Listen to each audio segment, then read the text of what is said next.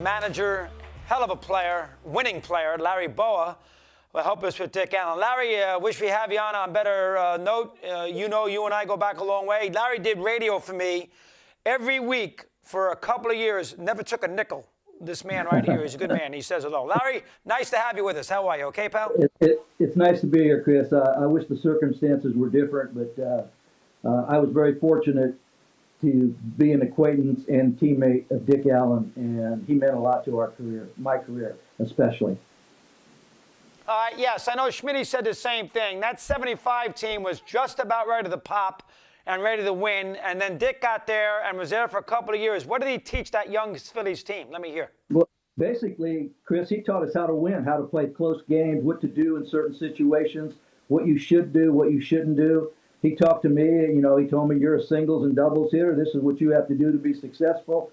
And he went right through the lineup. But he was always there after the game, before the game. I was very fortunate to play with his brother, Ronnie Allen, in the late 60s. And when Dick was going through all those problems in 67, 68, 69, Ronnie and I were very close in Spartanburg, South Carolina. He says, my brother's not even close to being what they're portraying him as. To me, he was the modern day Jackie Robinson, if you will. He went through a lot of bad stuff, Chris, and he overcame everything. And you look at these numbers, and it really is a shame that this man is not in the Hall of Fame. I mean, you can compare him with Aaron, Mays, McCovey, Stargell, Robinson. He's right up there with all of them. And like I said, if we just read the things about him, and he didn't get the opportunity to be my teammate, you wouldn't ever believe what kind of person he is. He was a super, super guy. Why did he, I know he took a lot of grief in that town. Philadelphia, we all know these cities, in that era, there's a lot of bad apples, and people going to sporting events could be nasty, alcohol, the whole bit. I get it. I know that the Phillies are bad, so that has a lot to do with it. And, Dick kind of beat to his own drum. Why did they give him such a hard time, 67, 68, 69? What can you tell me about that? What did Ron say, the brother? I think, Chris, the big thing was the big fight with Frank Thomas. He came out to be the villain in that thing. And Frank Thomas was constantly needling him, and they got in a big fight. And obviously at that time, the newspapers ran with it. And, then Dick didn't want anything to do with the media because they portrayed him as the bad guy in that argument. And so basically that sort of created the monster.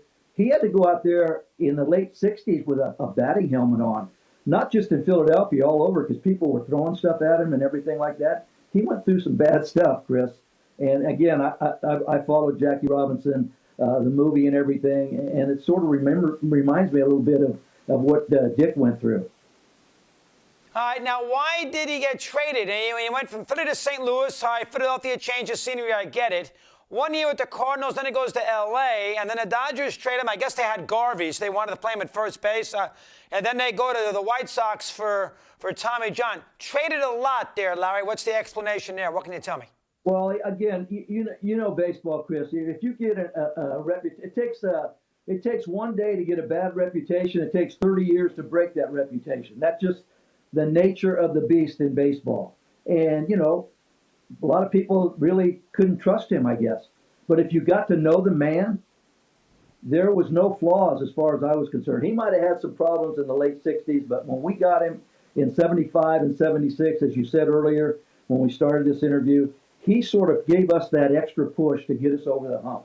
We had myself, Mike Schmidt, Greg Lazinski, Bob Boone, Gary Maddox. It was a team that was right on the cusp of winning, and he sort of gave us that extra push. All right, tell me about offensively here. He triples. He hit a lot of them early in his career, and power. He hit 40 homers, 37 homers, led the league. So he had speed and he had power. Give me some thoughts on that, Larry. Go ahead. He had tremendous power, right center field. He swung a 40-ounce bat.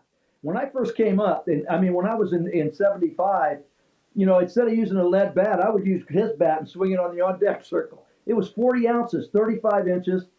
He held it on the end. The strongest human being I've ever been around. Huge hands, tremendous base runner. I'm not saying he steal 40 or 50 bases. He could score from first on a double, He stretched doubles into triples. He had a great IQ for the game of baseball. And people that didn't know him probably thought, oh, this guy could just hit. He did everything. You check his on-base percentage. His strikeouts weren't really that high. Batting average was tremendous. But the power to right center field, we used to marvel at him taking batting practice because the first couple rounds he'd just swing real easy, and then maybe the last couple he'd hit balls where I never seen balls hit. And I played with Greg Lazinski, and I played with Mike Schmidt. And these guys were, no doubt about it, one of the strongest people I've ever met. But Dick Allen, I've never seen power like that, ever. And he goes to the White Sox a little before your time, different league, but he goes to the White Sox in 71. Was it Right. 72? 72, 72, he he had goes to the the White MVP. Sox. Yeah, won the MVP. You know, he had it was a good White Sox team. You know, they finished 6 back of the A's, who were beginning their run as, you know, a big second straight division and their first of 3 championships. That was Chuck Tanner's White Sox. He had 37 homers, led the league in RBIs. That's a heck of a season. What do you know about that 72 Dick Allen White Sox player? Well, I Give me some remember thoughts there. following that. Obviously, I remember following that because I was just coming up to the big leagues then. But I do recall when we played the Pirates later on in my career. Chuck Tanner was the manager of the Pirates, and I used to always talk to the opposing managers. We'd get out there early, and he would tell me how great a player Dick Allen was. And I said, you don't have to tell me because we had him in 75 and 76. But he also told me what kind of human being he was. And it bothers me, Chris, because you read all the stories and you get a chance to meet an individual like this, and it's nowhere near the stories that I read. Believe me. And like I said, he might have had some problems then, but when we got a hold of him and when he came back to us, he was a perfect citizen, a great teammate, and he just taught us. He pushed us and taught us how to win. Well done, Larry. Great job. And, of course, the Allen with the mid-70s Phillies. And that first year with the Phillies in 64, he was very, very good. Excellent job, Larry. Good to talk. We'll talk to you soon, All right. pal. Appreciate a few minutes here today. All right, Chris, you take care.